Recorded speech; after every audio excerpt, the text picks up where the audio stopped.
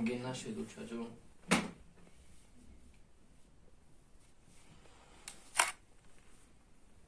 برای شادی شما، برای خرسندی شما، برای خوشنودی شما اوچه جون من جونم رو میدیم. جونم شما بچه که مهربانم، بچه که مهربانم.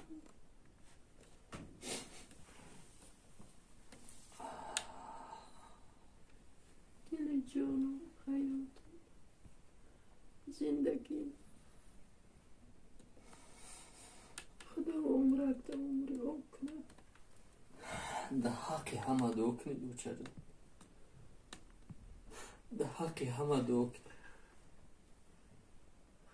خداوند تمام مردم مسلمان در این روزی رمضان شریف زندگیشون